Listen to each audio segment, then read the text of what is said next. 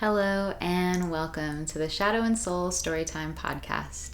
I'm your host, Rayneen, and it is the intention of the show to share with you the lessons and the medicine that live within our everyday experiences. In this episode, I'm joined by beautiful soul Ginger Kern for a conversation that mostly revolves around feminine being, receiving, evoking.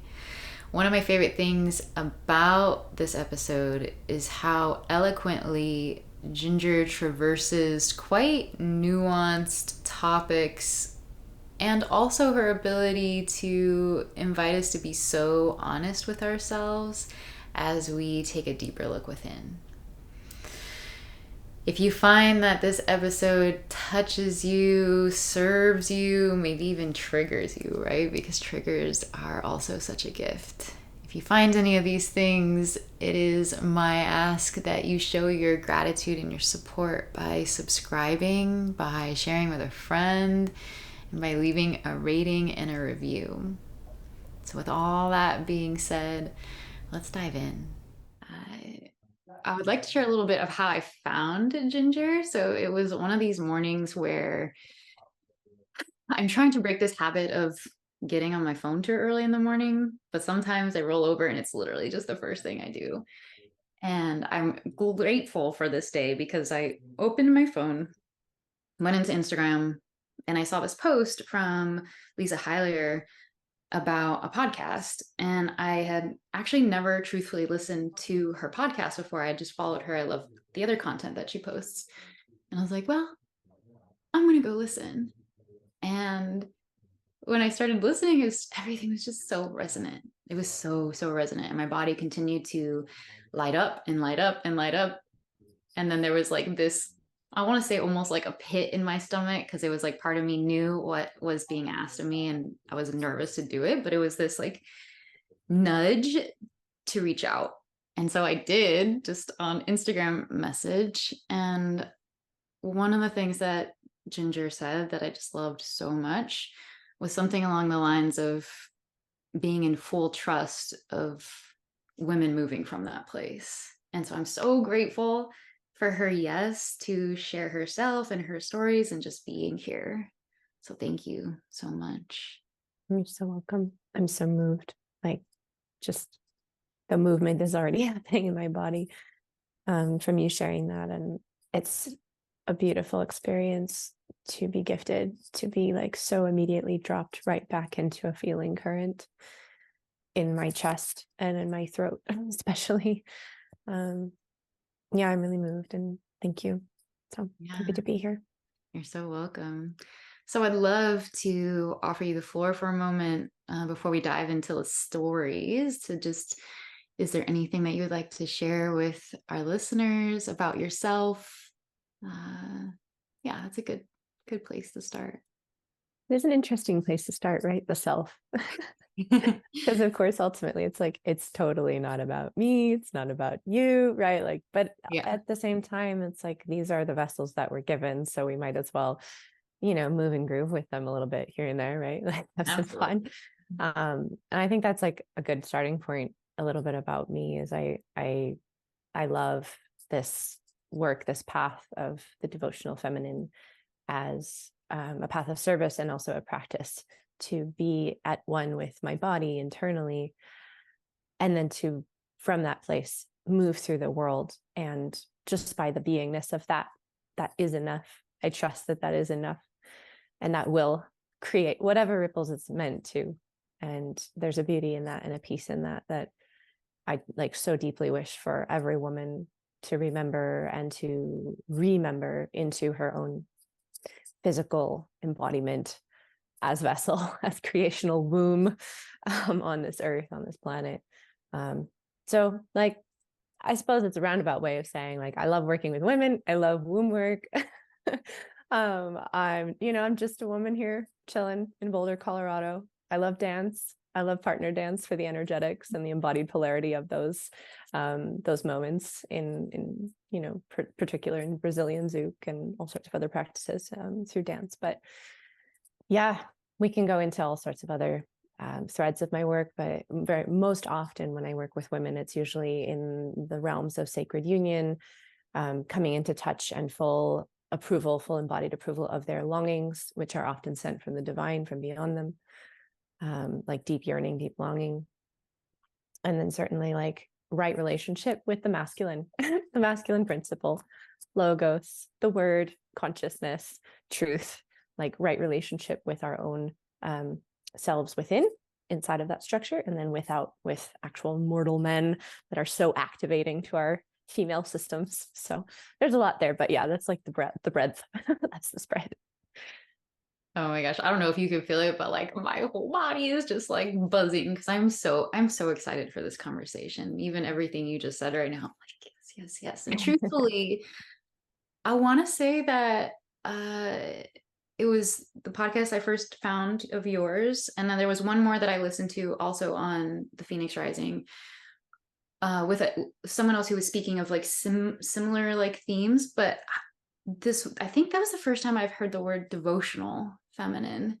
And although let's see, the best way I can put it into words is over the last year, for me personally, a big, if not the biggest theme and like internal process that I've been moving through is trying to embody more of my feminine qualities and energy, because I had before that had been very operating in a what I would say is a very masculine way, and I'm doing that and I am brought back to this very specific practice I had, I believe in like October or November last year, where in my practice it was like I was in the process of birthing this like next version of myself and this next version of my life. And every time I went to like push, I was met with resistance and stop. And the words that came to me was, this next version and phase cannot be birthed through effort.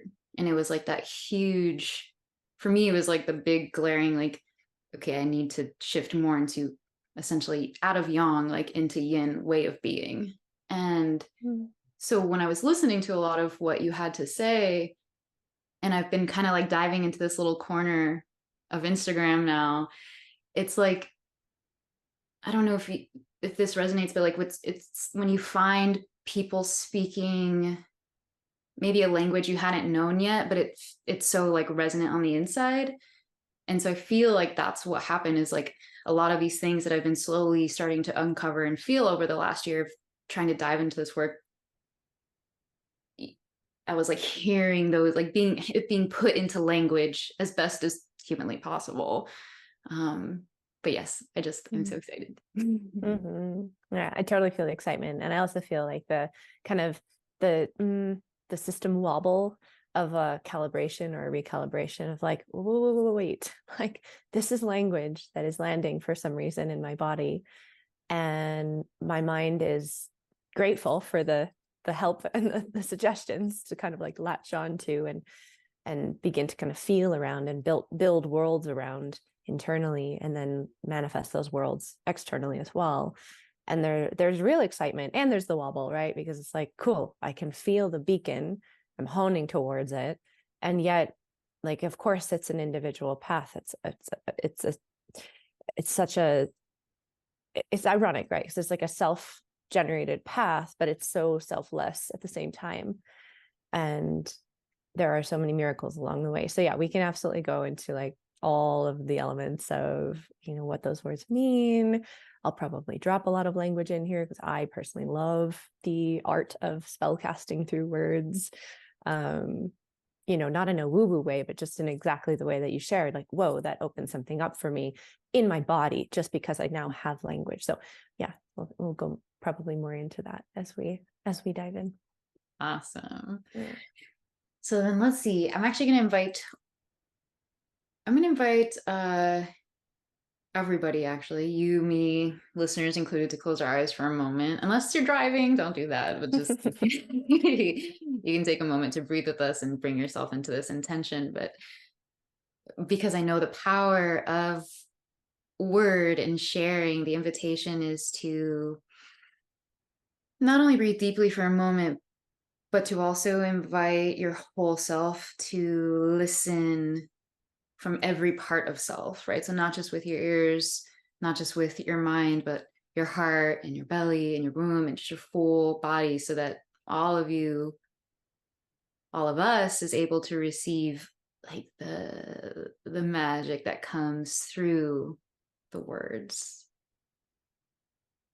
Yeah. And then Ginger, I'll invite you to keep your eyes closed for a moment and start to bring yourself into like your most aligned place, this like purest essence.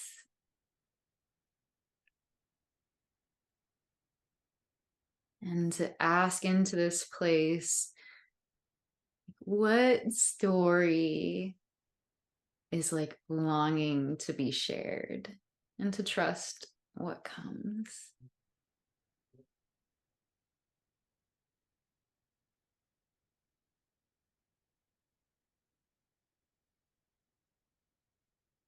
We might weave a lot of stories together.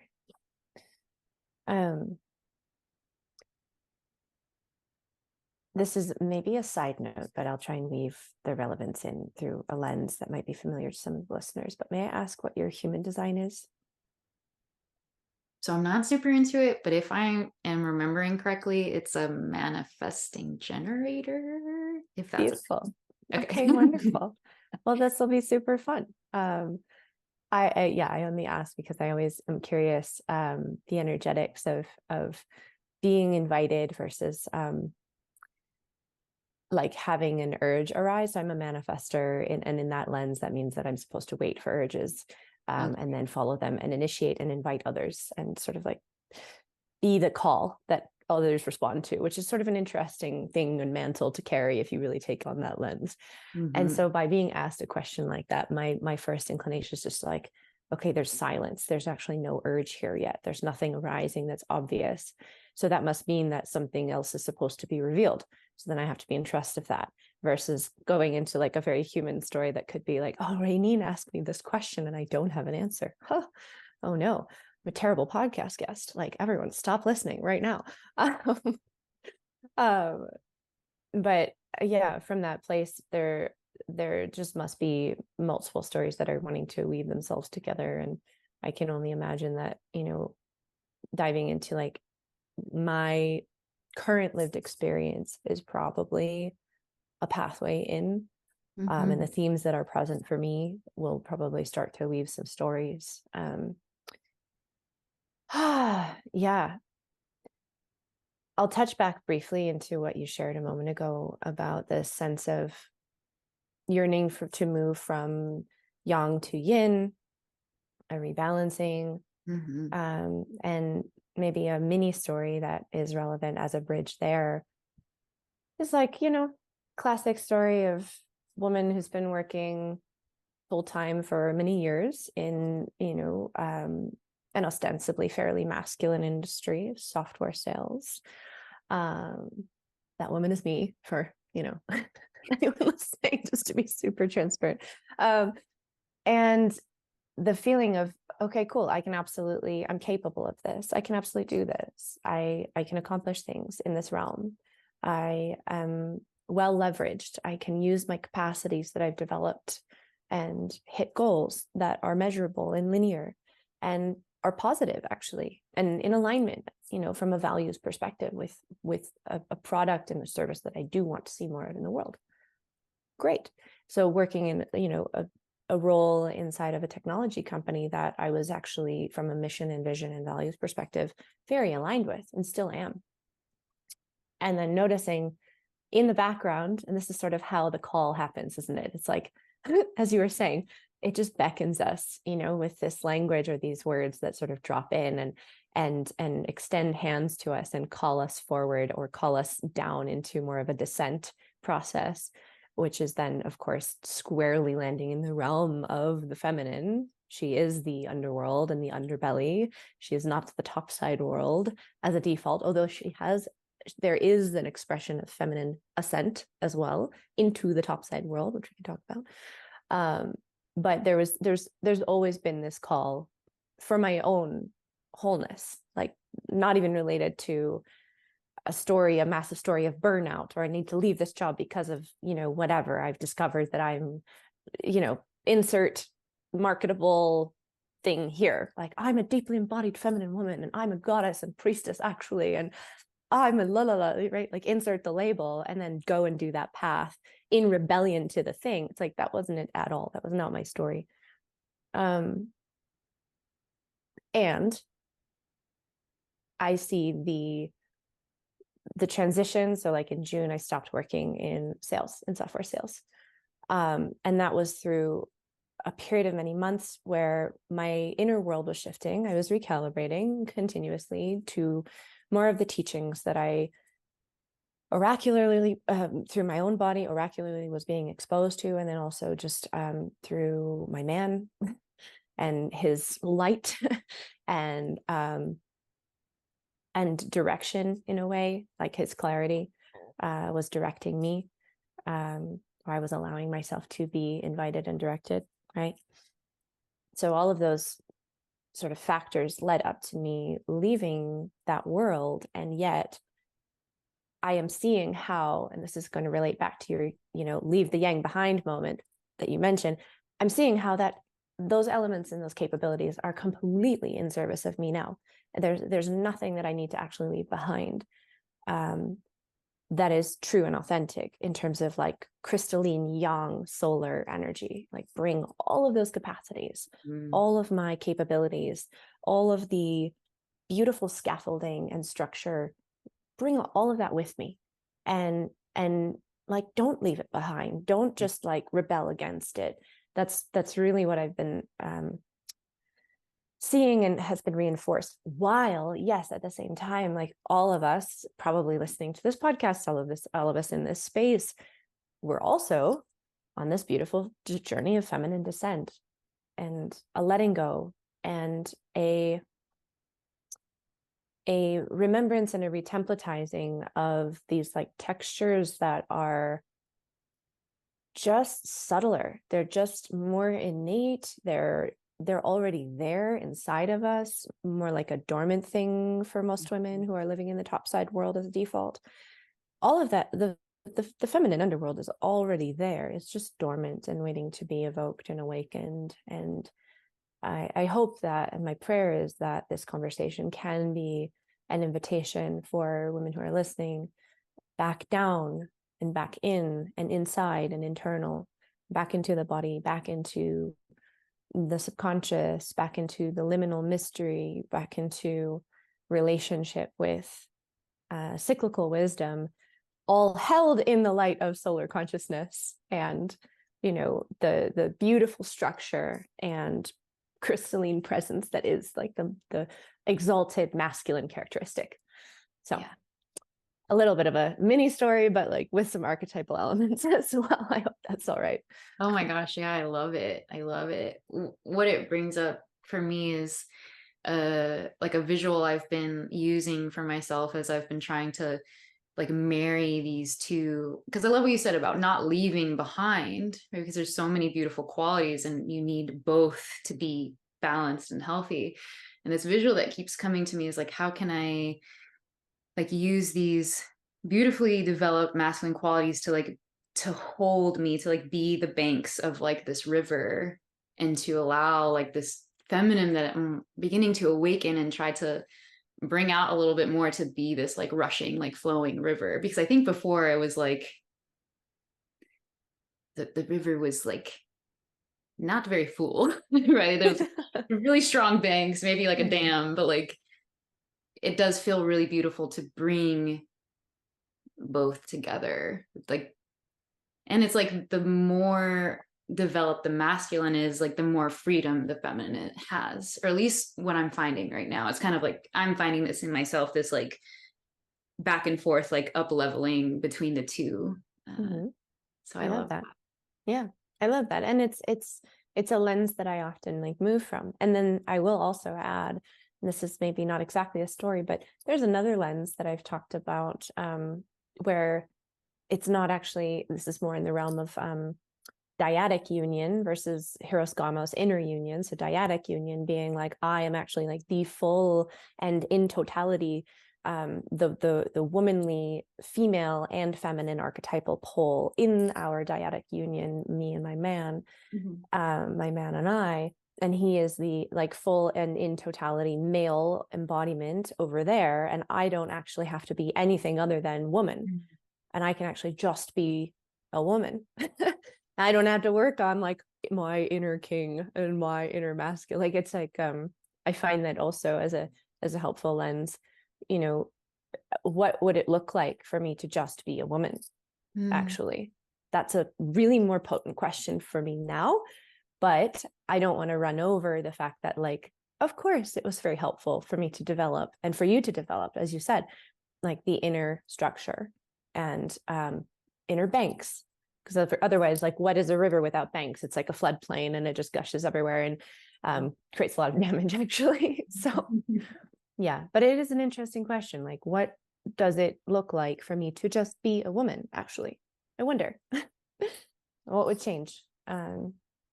And at least when I have sat with that question, the confronting parts of it have been really only confronting to my ego, and that's normal. I mean, mostly confronting to the parts that really thrive in my identity, on proving myself and being the like face of something that my ego and identity perceives the value or the world values, like having a title in a particular industry or being at a certain level in a career, and I'm not saying that any of those things are bad things. Like there's actually a neutrality that I feel in my system.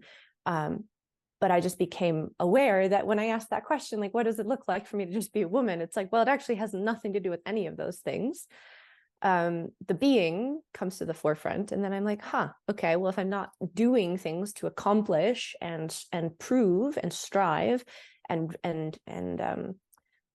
accrue accolades, then like what's left? What's actually there underneath? And the rest of that was just like, okay, let's bring it all back over here, bring it down, bring it in, and like get really real. Like, where is my impact coming from? And it's coming from within. It's coming from my beingness. It's like we're speaking through words and language and the sound waves and the embodiment and where my breath is coming from in my body, because I have whatever nervous system I have. That's the actual ripple effect that I'm having on everybody's nervous system right now. And I hope it's a positive one. I hope it's maybe a catalytic one. But yeah, like the rest is not up to me. It's not about accolades. It's not about, yeah, you understand, of course. Yeah. Yeah. I love that. And the question that actually rises with that is, are there any like internal struggles or judgments or fears that have come along for you in the process of trying to shift more into this beingness? Yeah, there was a lot of inner conflict. And I'll go directly into why. It's actually quite personal. So my father died about a year ago, in early September, and he was 77, and he was born in 1945. That probably contextualizes it a little bit further. And the inner struggle came, or has come, and a little bit well, it's not really alive for me right now, but earlier this year, it still was alive in my body. There was this like inner struggle where he raised me with simultaneously conflicting or seemingly conflicting messaging, in terms of what is an ideal to strive for as a woman, as his daughter. And he gave me at the same time this message around, like, honey, kind of have your stuff together, like get a well-paying career, make sure you're always saving more. Like, I'm going to probably sound like a dad here for a moment. Okay. I'm just going to like put the dad hat on. It's totally directly from him. It's like, save more than you think you should, live well below your means, have retirement savings starting ASAP, right? All the very practical, very like, thank you, masculine structure things. And work hard, You're so smart. Like, he always gave me that messaging. You're so intelligent. You're so capable. Go and make a really beautiful career for yourself. He wouldn't say beautiful, but you understand. And at the same time, parallel message, or rather like parallel timing, seemingly conflicting message was the highest expression of womanhood for a girl is to become a wife and a mother. And so, of course, like, my young girl body, being what it was just like, well, the rest of the world seems to really think the career option is actually like the right one. So I know you're telling me both of these things, Dad, but like, obviously I have to make money, and I'm just going to do the career thing, because like, I don't feel any impulse at the time towards motherhood in my body. So if I don't feel it, I'm just going to trust my brain and go ahead and brain my way through life. Like, obviously. And I have your full approval for that too. So in terms of inner conflict, and, back to your original question, that those messages came to sort of a head like early this year. And I think truly in the wake of the grief from losing him, there was just something. Actually, no, I'll just go straight here, because it's actually, yeah, this is what it is. And the emotions may come or they may not, but just trust that there's like a feeling body happening over here for me. So I had one final conversation with him before he died. And this was on his deathbed, like hours before he went into hospice and was, on morphine and all sorts of drugs that took his consciousness out, even though his body was still breathing. And in that conversation, one of the pieces that he gave me, and I can speak more to like what I mean by like giving, or like yeah. So it's just like a passing of a baton that happens, I think, when someone that close to us dies. But he gave me the gift of like correction of his prior messaging. And the only things that he was talking about that were of valor, of value, and of worth were, family, legacy, children, like the creational aspects of womanhood, the initiatory process of becoming a mother. And like 0% of his final conversation with me was about career or money or anything externally oriented at all. And so I really took that and many other things that he shared with me to heart over the coming months. And yeah, I mean, it's still that definitely working through my system and through my body.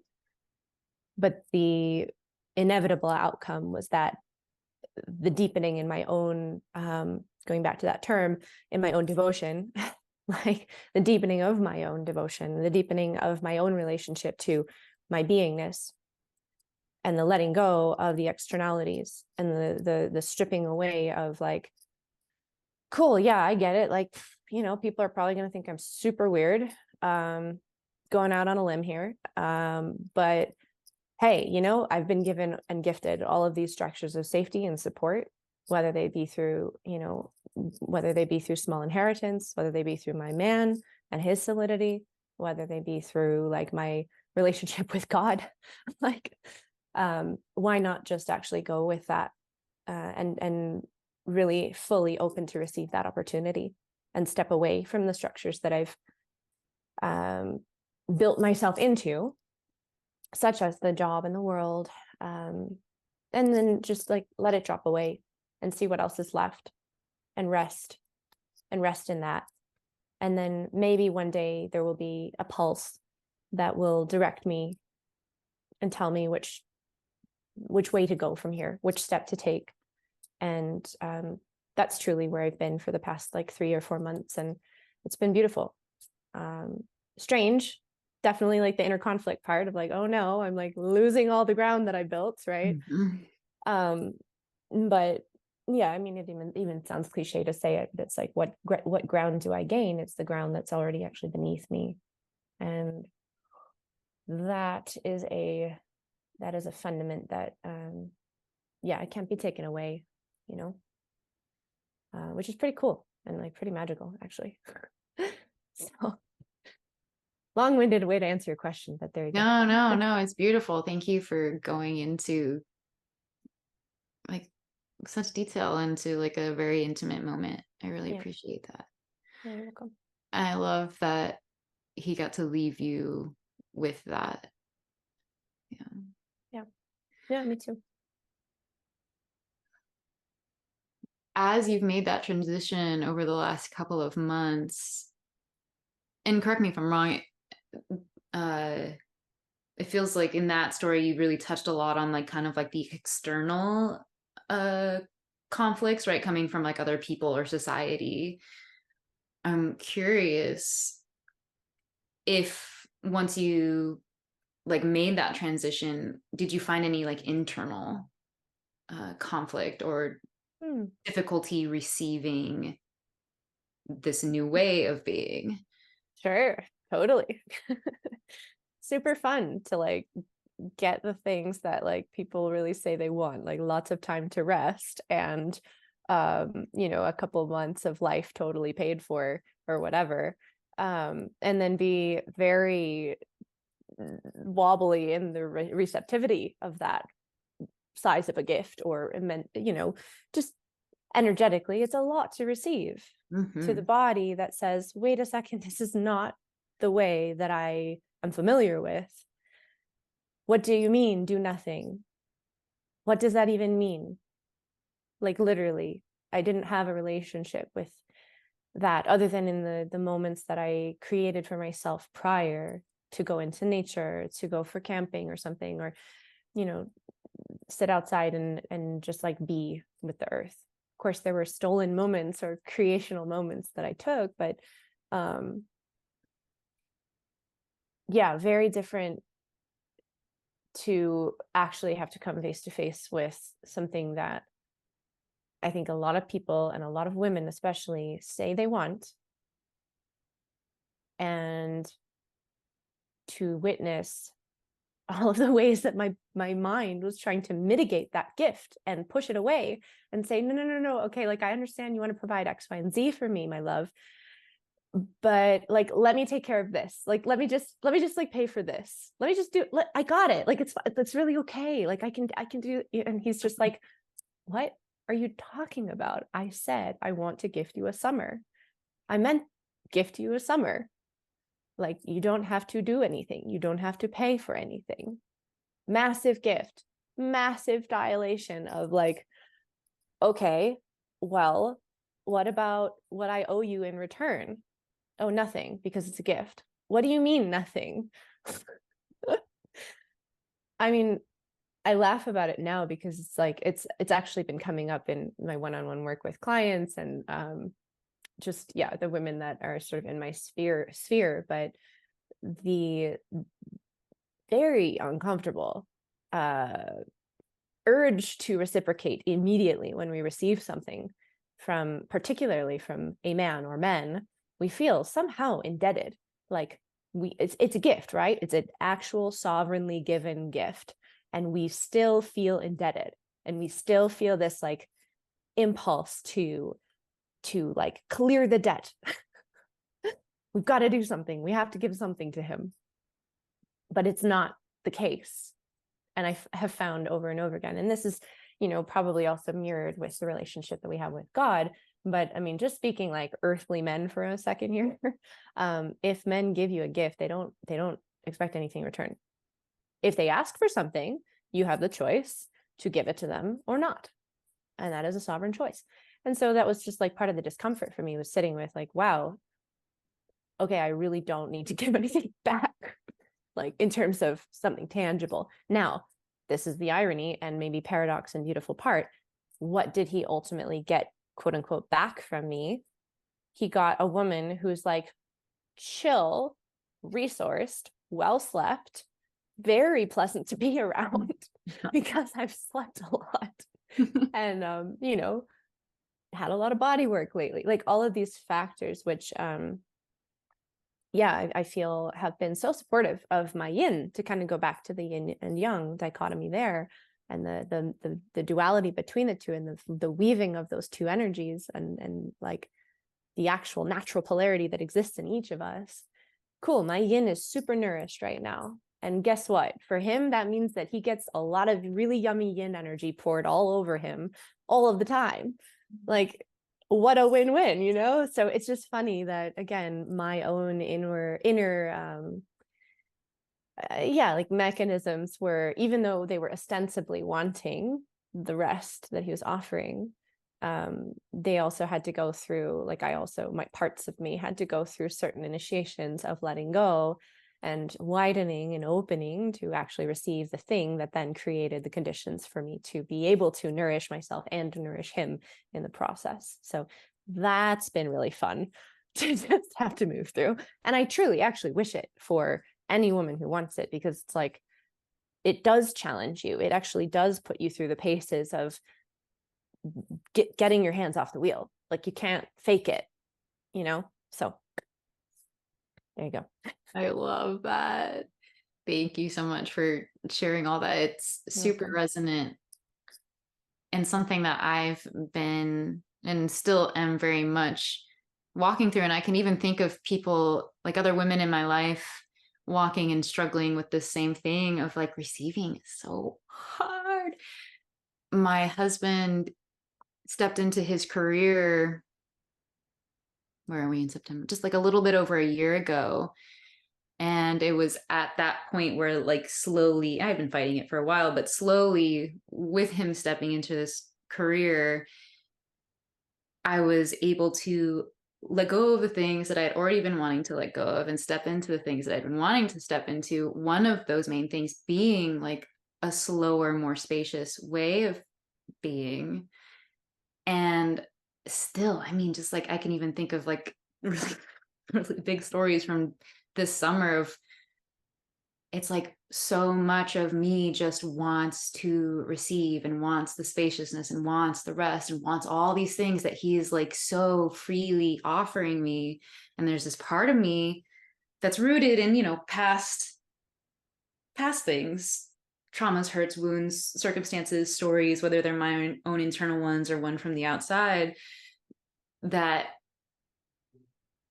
like didn't like literally denying. So it's like, not only am I not getting the thing that I want, I'm like getting frustrated and bitter or whatever. And it's like, and who do I end up taking it out on? Naturally, him, right? And so then I have to, when that happens, I have to stop and I have to look and I have to sift through all the things. And it's just like, oh my gosh, like, can I just, and you know, slowly I am figuring it out. And I'm wondering, like, do you have any advice for the receiving, which is like so seemingly difficult? Yeah.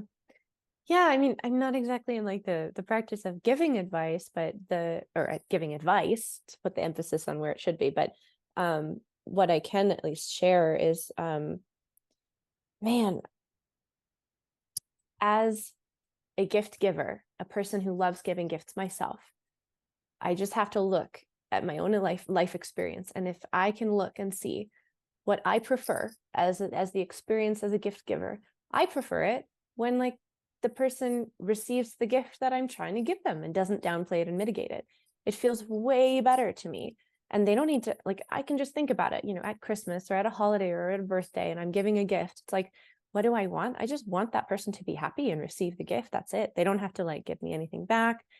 It's way more pleasurable and pleasant for me as the gift giver to have a receiver who's just like actually allowing themselves to be delighted by my thoughtfulness. That's super fulfilling to me. Like, that is the reciprocation of the gift just there. It's in the sparkle and delight in their eyes at whatever it is, either the gift itself, my thoughtfulness, the combination thereof. Like, that's actually what I want as the gift giver.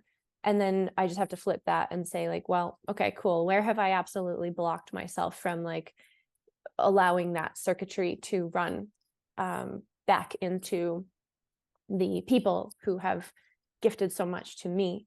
And that's a question that I just have to like bring to my own body and my own animal body and my how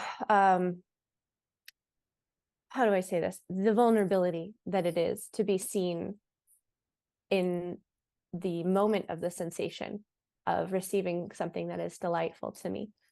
and like actually allowing it to move through my body, and my body can actually be lit up, and then I can be in the vulnerability of being witnessed and exposed. It's like a very exposing thing. And that's at the same time, it's so uncomfortable for women, many women, not all, but many women, to be so exposed in the vulnerability of their actual lived sensation in their bodies. It's vulnerable, but it's also like exactly what women want. They want to be fully seen. We want to be fully seen and fully known and fully touched and fully experienced, like sensually speaking. And I mean that in like the broadest range possible, not just like sensual sexual experiences, but like the pleasure of our bodies and the delight and the range that we embody, like, and have access to. So it's like a whole thing where it's just a question of, what am I willing to feel in my body, and what am I willing to reveal to others about what I'm feeling, and not even about, just like the raw, actual, real, lived in the moment transmission of the thing itself that I am being and feeling. I hope that makes sense. Yeah, no, it totally does. Yeah. Let me feel for a second, because I feel like there's so many different ways we could go.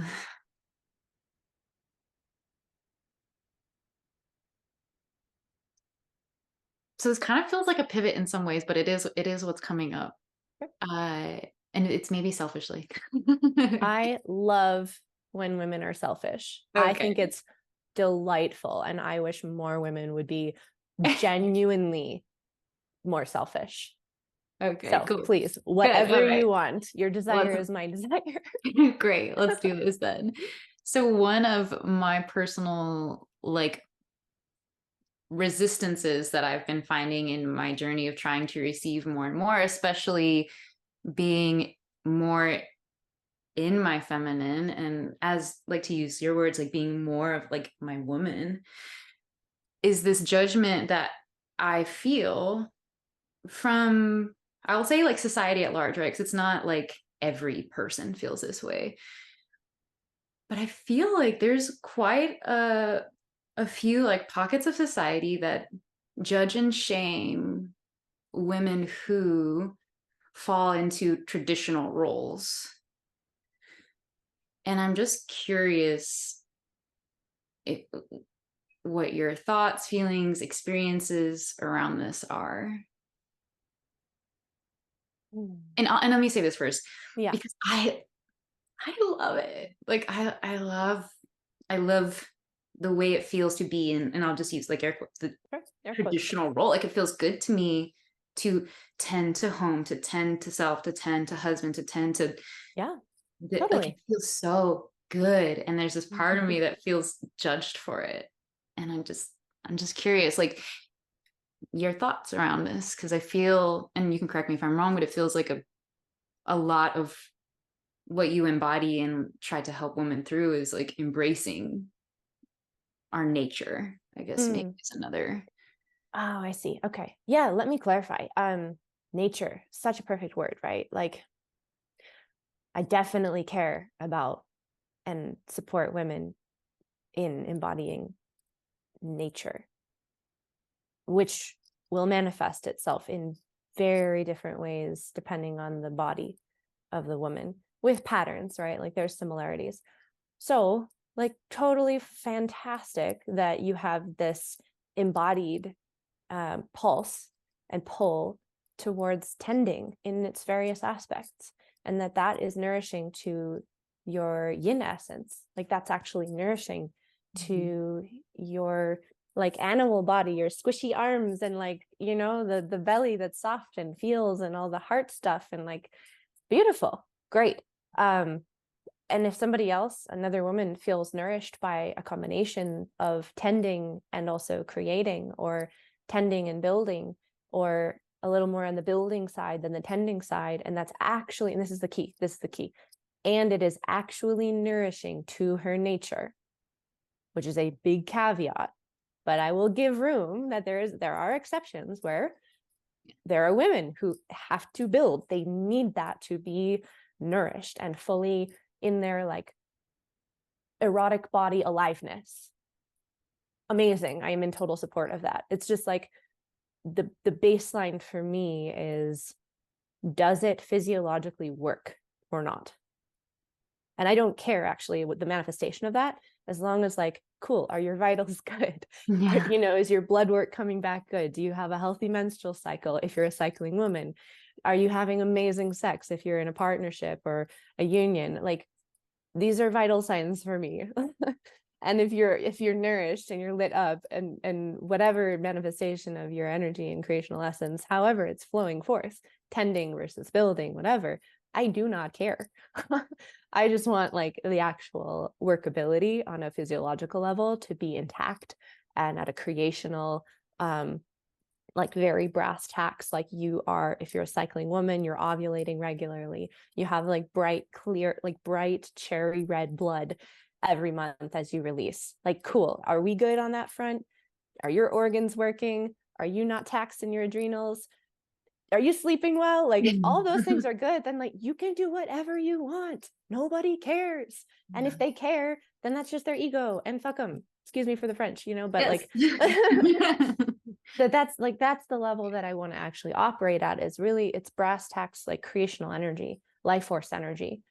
Yeah. Which dovetails into erotic energy, of course, because what is that? It's like Eros is creational life force energy. That's all it is. Not all, but that's a lot of what it is. That's what it is. So for me, that's like, it's not advice. It's just look at the outcome. Yeah. And if you're getting the outcome that you want from tending to your husband and making him 3 hot meals a day, and tending to the home and keeping the space like in a state of pristine feng shui and like flowing energy that's vital and resources you and your family, like, wonderful.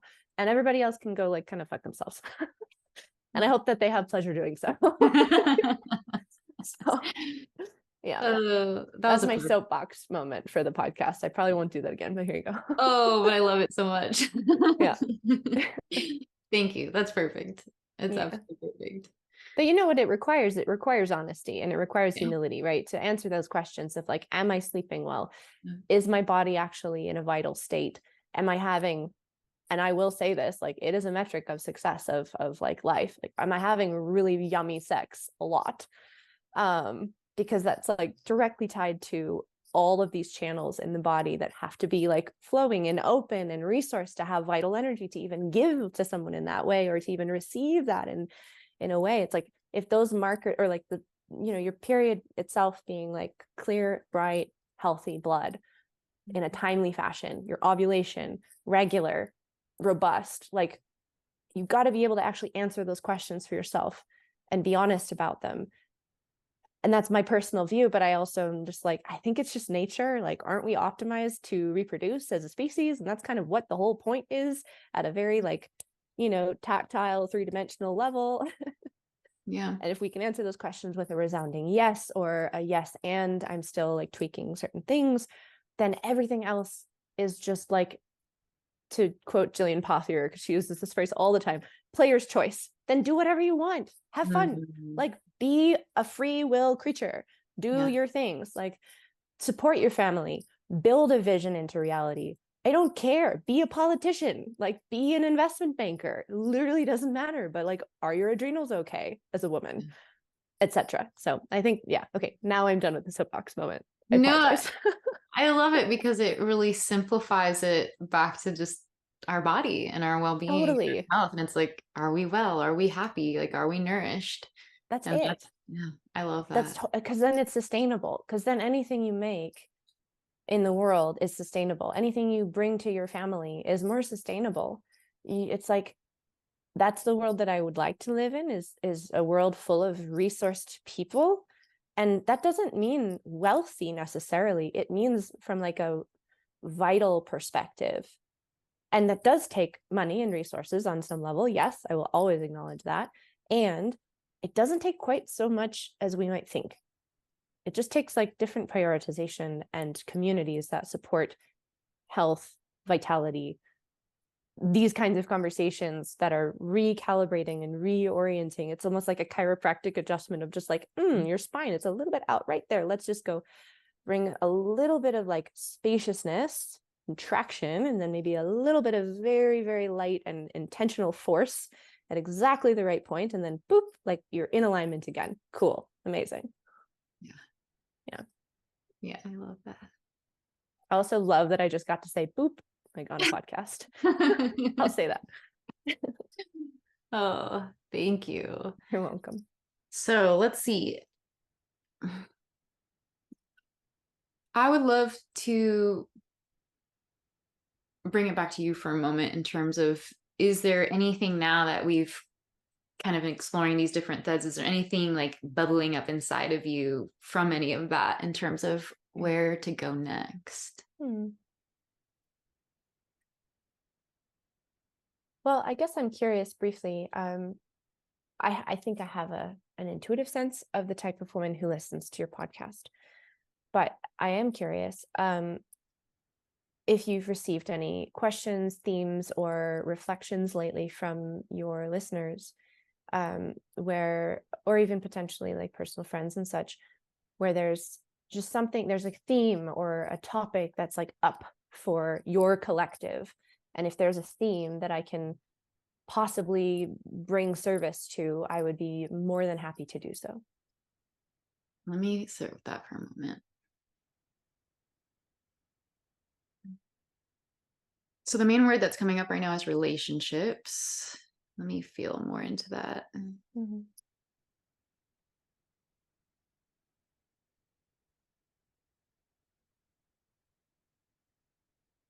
Oh, let me find words. Yeah, take your time. Okay, this is from another podcast that I heard, and I loved it. And I feel like I can see these threads like in family and friends and those like in my community that are in relationship anyhow, around, ooh, I'm Take your gonna time. say the words, and then I'm gonna kind of like go a little bit further.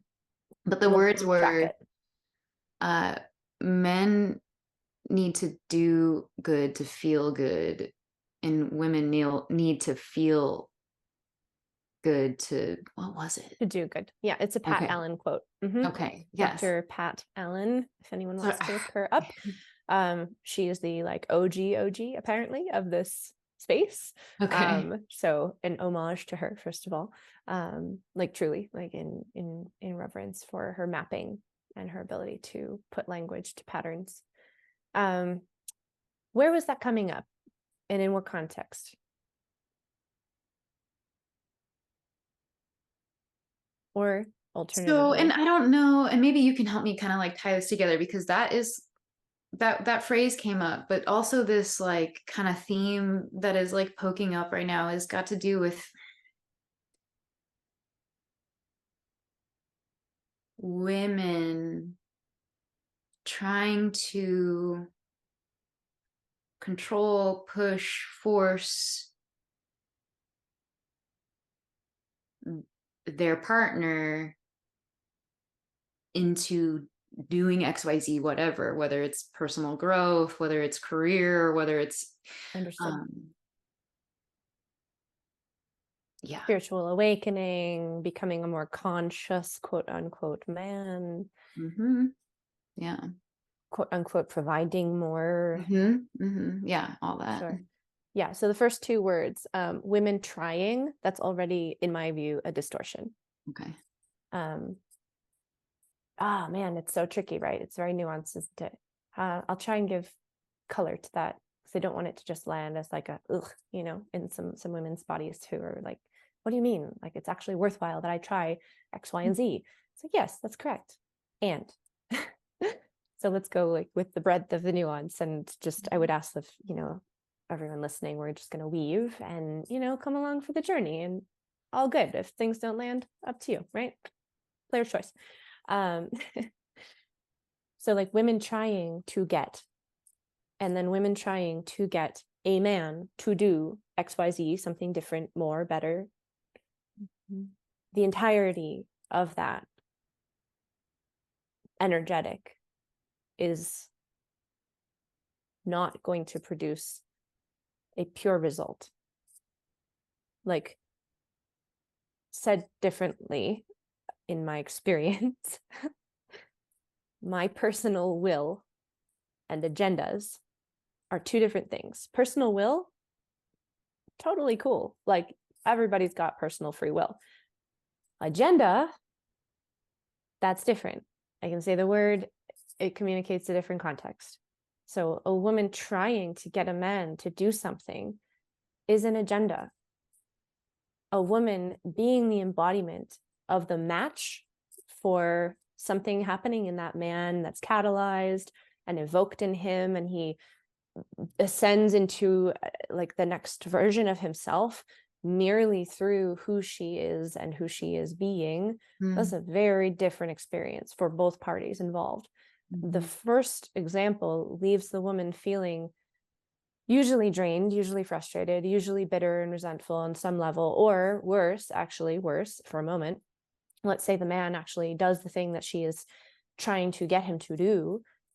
Because she's trying to get him to do it and he does the thing, then she no longer respects him because he actually did it because she wanted it to happen, versus him actually self-generating the thing inside of himself and going through the sort of masculine initiation that is required of him, of himself, not because of her. So she loses respect, she loses eros, and the game is up.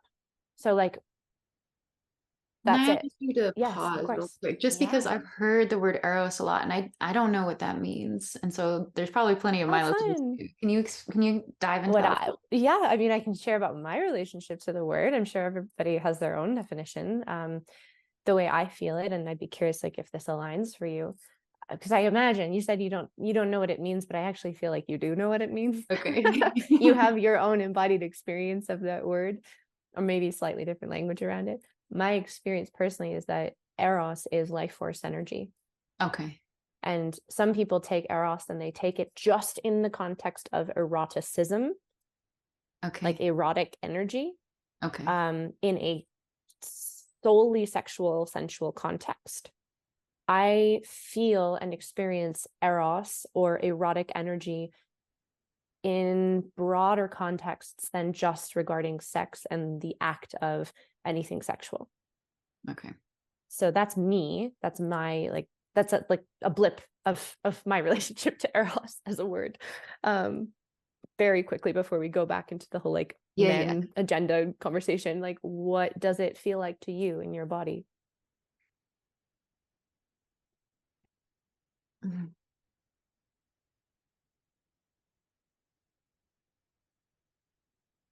So the way that I would another word that comes up for that for me is like Shakti, is like a word that's like in my vocabulary. And so I can kind of relate to that. What does it feel like in your body? Aliveness. Beautiful. Yeah. I mean, like, that's the thing. It's like, cool. I don't know. I can say all the words that I want, which, like, I'm good at saying pretty words. I know that, like, my ego knows that. It's got a thing about pretty words and like using the right word. But it's like, if I can't feel it in my body, is it actually real? So it's like the thing that causes me to smile and giggle, like, that's eros to me. You know, like, I don't know. It's like kind of a word that's trying to pinpoint vital life force and like pin it down. It's not possible to do that, you know. But yeah, as you just said, like, aliveness, I totally resonate with that. So yeah, thank you for asking and pausing. No, thank you. And so can we take a step back to what your point was, to reuse that word and like what that word was being meant for in that? Oh, well, I've lost the original context, but no worries. Yeah, I mean, okay, so I believe the context was, you know, when a woman does actually, I will use this word intentionally, manipulate a man into, you know, whether consciously or not, into doing something different, into changing his behavior, and she's like exacting her own agenda. She's exacting some sort of like force or pressure onto him, to get him to do something for her or for him or for their union or what have you. Then and he goes ahead and like does it because she says to, as sort of like a directive. She will lose respect and lose eros towards him. So losing life force, losing the aliveness, losing a pulse of in this context, yes, sensuality and eroticism towards him. Okay. Like on a physiological level, she's probably not going to feel super wet with his presence, right? Yeah. And not very open, not very full of like blood in like a sexual way. Mm-hmm. Because how could she if she doesn't respect his spine because he's just done something to appease her? Like that's not something that a man does. That's something that a boy does to his mother, for example, or to an authority figure. But that's not what a man does. And these are like tricky energetics because I know, like societally, we're all obviously very advanced and, you know, especially like in the well-educated spheres, we can sometimes feel like we are beyond these very basic, instinctual, animalistic responses to things like, authority, or you know, a woman and a man, and a woman's telling a man what to do, and then all of a sudden it's like not okay, but it's okay for a man to tell a woman what to do, right? Like it's like, oh, we can't say that. No, right? Controversy. Yeah. Lots of women's bodies are kind of having immune reactions right now. But it doesn't really matter, because at the end of the day, again, like go back to the physiological reaction and response in the body of the woman whose man has just acquiesced to her. She might feel, excuse me, she might feel sort of like powerful for a moment. But I really doubt that the sex between them is going to be like impassioned ravishment. Yeah. I just don't see it, you know? Yeah. Yeah. I love that word, by the way, like to be ravished. I love that. Right? It's like, yum. So here's a question then. Um,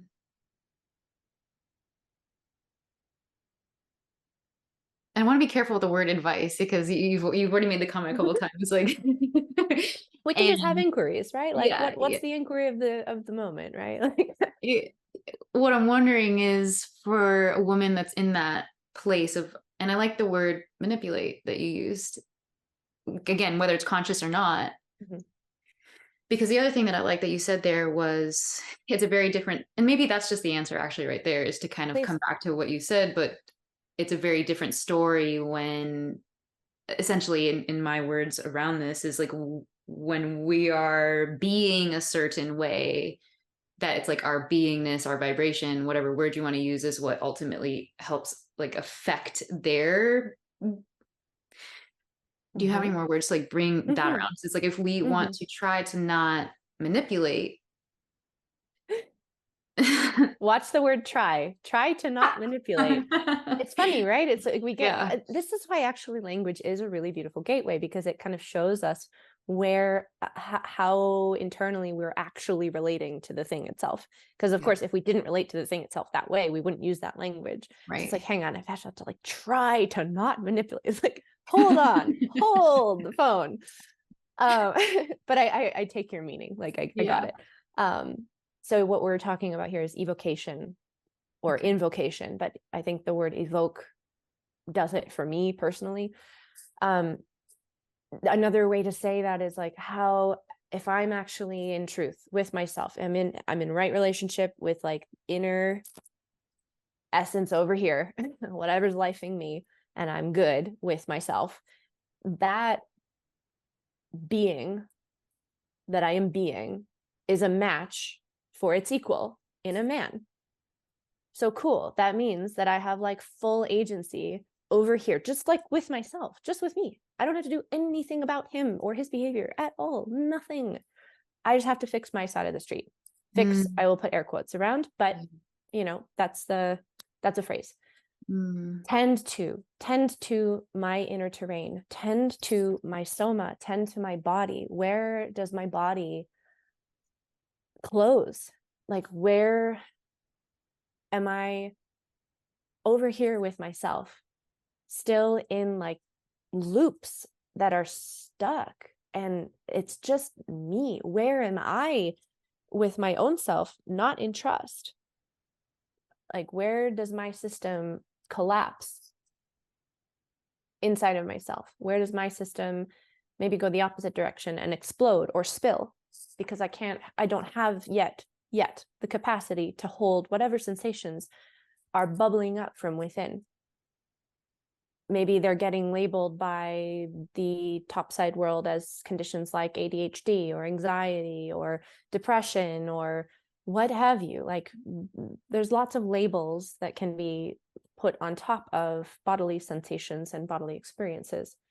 But ultimately, it's like, and I'm not going to go into the rabbit hole of mental health, but I did want to at least name that, because it's like, in the body itself, my side of the street is like coming into, I'm like touching myself for those of you who are just listening, not watching the YouTube, but coming into relationship with this little vessel over here made of fascia and lymph nodes and blood and like a nervous system that was programmed by a whole bunch of things that I didn't have actual quote unquote choice over when I was little. So that's the hand of cards that I was dealt. And if I go to the end outcome point for a moment and work a little bit backwards from that, just to kind of like pop to the other side of the spectrum temporally. Cool. If I, in my like mind's eye and the chamber of my heart, like the cathedral bridal chamber of my heart and soul, am feeling into the energetic experience of my beloved, whoever he is, like, let's say I don't have him in my reality, or if I have him and he's like, quote unquote, not enough yet of a man or whatever, right? I'm feeling into the bridal chamber of my heart. I'm feeling longing in my womb for more. Okay, got it. Who would the woman be who is a match for that man? And then I need to go and be her. That's it.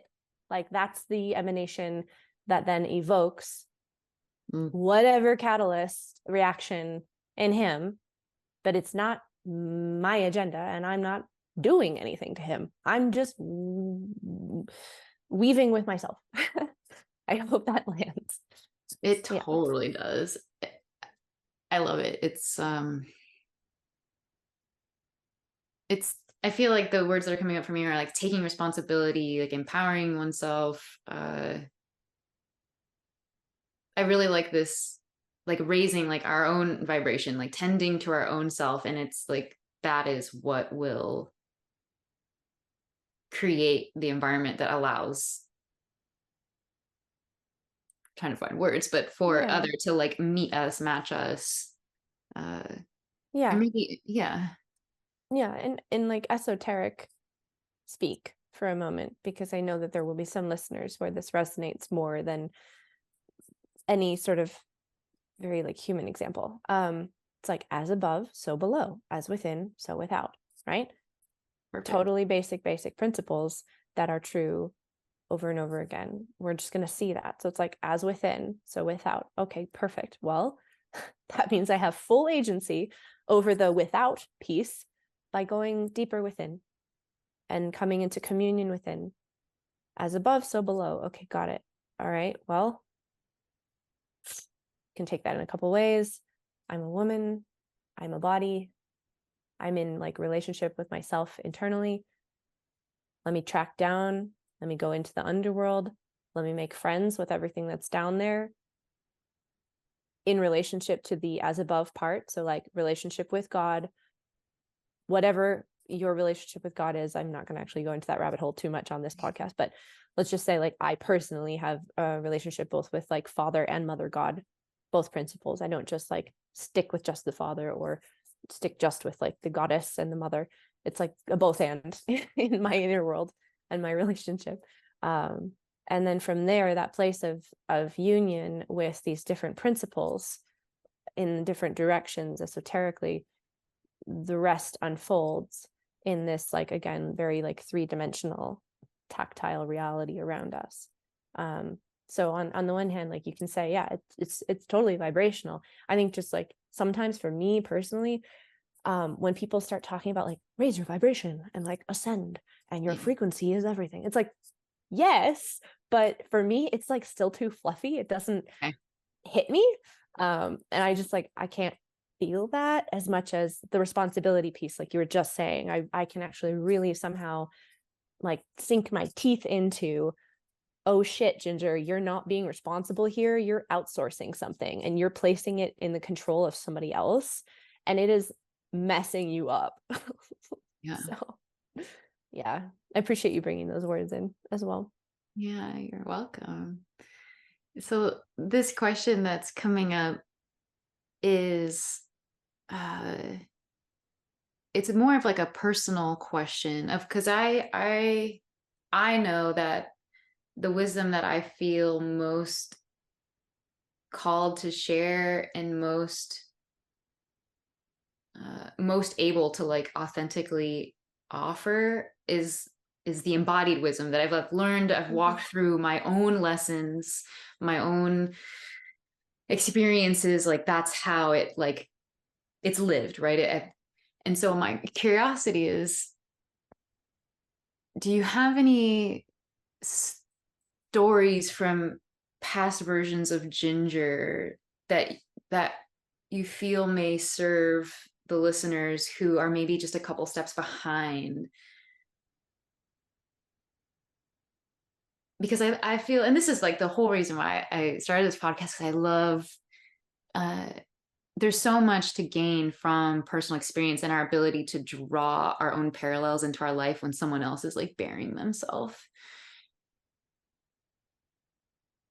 And so, yeah, I just wonder, like, are there any stories that come to mind in terms of like how this wisdom became embodied for you? Like, what is it that like you had to step through to like learn these things and be these things in your life?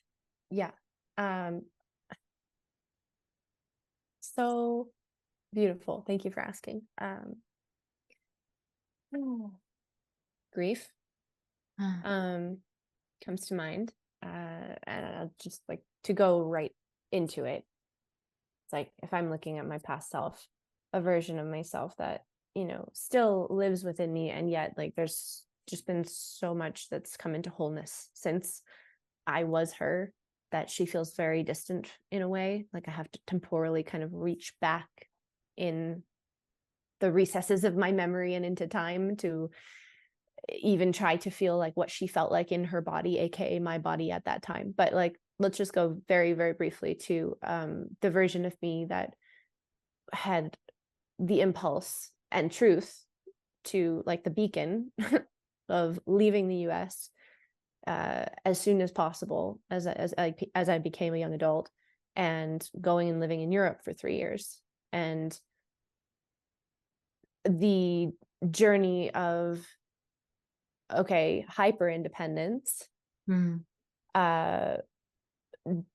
unfortunately also like exacerbating some chronic inflammation in my own system through diet and lifestyle choices, despite it being Europe and that being touted as like a healthier place.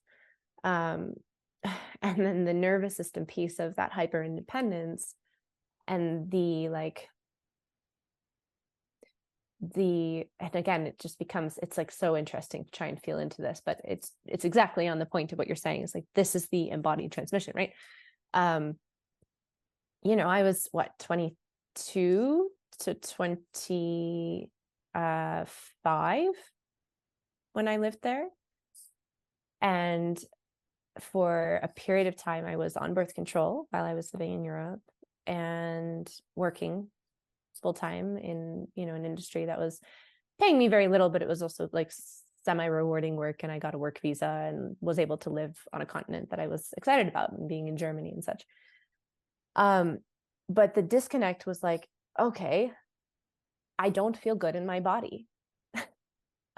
There are so many symptoms of unwellness in my body. And then, of course, eventually reflected in my mental health and the lack of safety in my own physical, my gut, right? My stomach, my womb, all of these organs were displaying like warning lights of imbalance on a very tangible level, and pain. And the excruciating experience of like muscling through that for years, and also like disconnecting from that pain and just like trying to manage it, trying to heal it the best ways that I knew how at the time. Like that version of myself wished so dearly to be who I am now and how I feel now, and in a relationship that I have now, that I guess like the embodied wisdom is just like, even in the pits of that, and coming out of it and processing the grief of like, this is just how badly I was ignoring certain things. This is just how much I was numb to certain things, all for good reason. There were so many like beautiful protective reasons for it. So like with the grief came a lot of compassion for my younger self, but still like going through that and then bringing myself, with the help of many resources. It wasn't just me, obviously, but bringing myself out the other side of a healing journey. And yet also it was like such a heart journey at the same time. It was like standards around men. What am I accepting? What am I allowing? What am I enabling, actually, through lack of embodiment? I mean, the beautiful part is like, I can relate so deeply to any woman who is on like a journey of like chronic health issues, painful past relationships, twin flame love that ends in betrayal and heartbreak. There's just like a myriad of pieces that really surface for me as gratitude beacons, if that makes sense. I'm just like, thank God I had to go through that, because now I can actually speak to these things from a place of like lived experience, just as you're saying. And that just will land in a different way versus like some of these airy fairy etheric raise your vibration peeps. Like, okay, cool, but like show me your guts. Like, when were you anemic and like not well? And how did you move through that? When did you have your heart broken? Meaning, when did you allow yourself to break your own heart because you weren't actually treating yourself properly? Cool. Like, let's talk about that. Okay. How'd you quote unquote raise your vibe after that? Like, what's your relationship with God like? Where were you when you were in the pits of whatever dark spot you were? And how did you move through that? So it's like, for me, I can reference all these little points on my own internal and like past map. And they're, I tend, and I'm doing this right now, I'm like hearing myself do it. I tend to kind of stay at the meta level. That's like a pattern for me, but it's not coming from a place of dissociation. It's just coming from a place of, cool, I've actually lived that and I've integrated it. And now if I need to touch back into something for a specific person and for that person's medicine, I will gladly and happily do so. But I will not like air and bear all of these intimate moments of myself without good reason, because they are medicine and they are only meant for the right receiving ear. So I hope that is good enough. Yeah, no, quote totally. unquote, for the moment. Yeah. Totally understand and respect that. Thank you. Thank you. Yeah, thank you. It's a beautiful question. I really respect it. Yeah. The last question I have is just this kind of very open. Is there any final things that wish to be shared?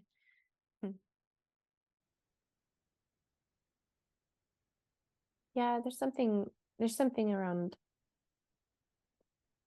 the allowing and receiving light, even while we are in the underbelly and the underworld and deep in like the touched and tactile sensory world of being a woman, and yet in that sort of like lunar place also having relationship with light and consciousness and the solar ray that can pierce any darkness.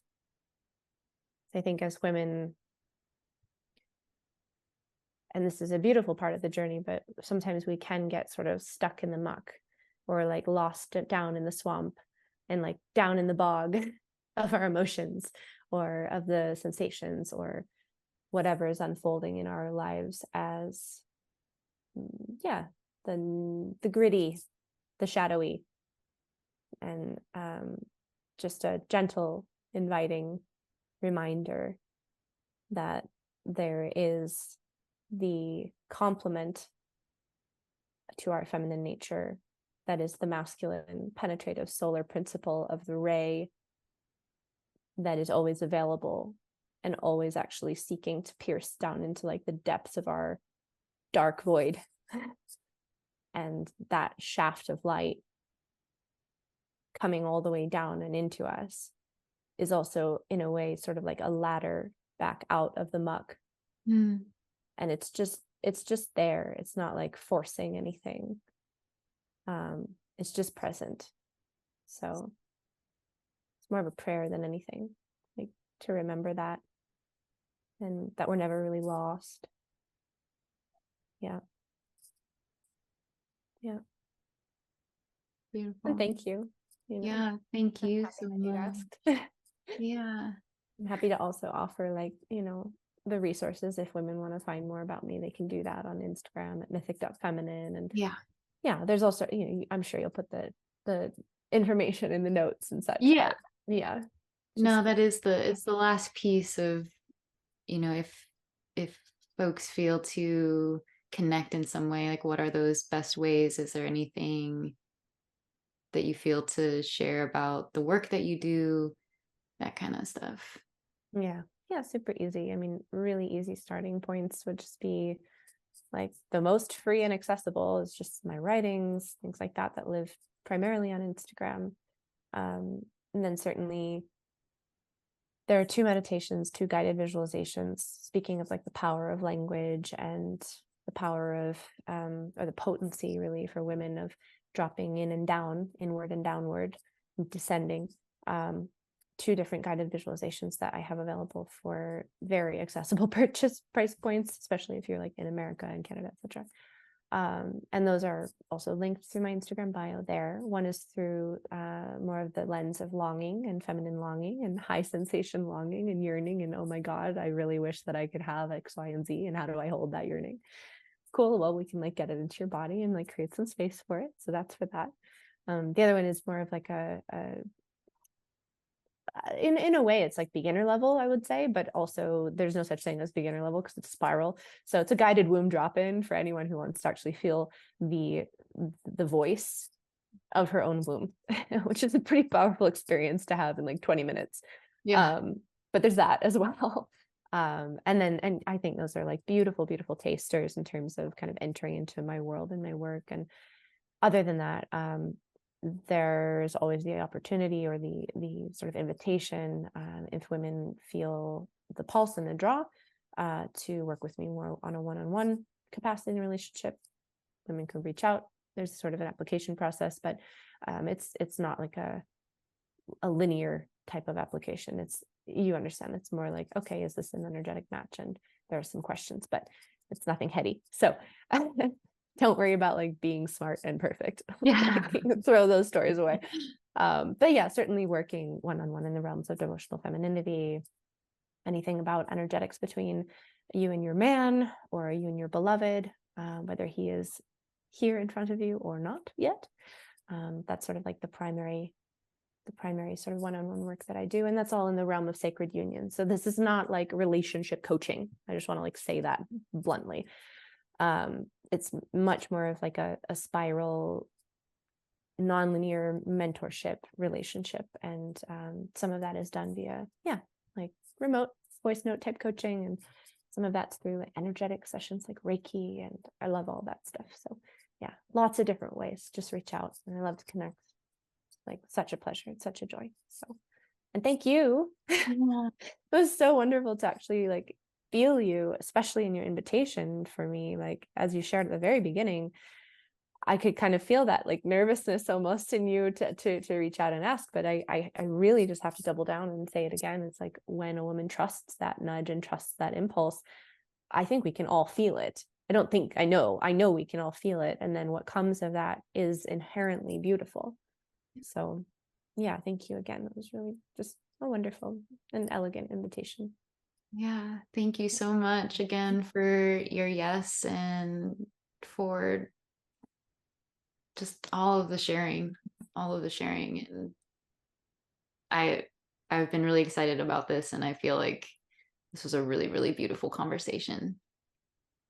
Very Felt good appreciative. to me. Felt very good to me. All right. Well, thank you everyone for listening. Big thank you again, Ginger. It's such an honor to have you on here. So grateful. And we look forward to connecting however we get to.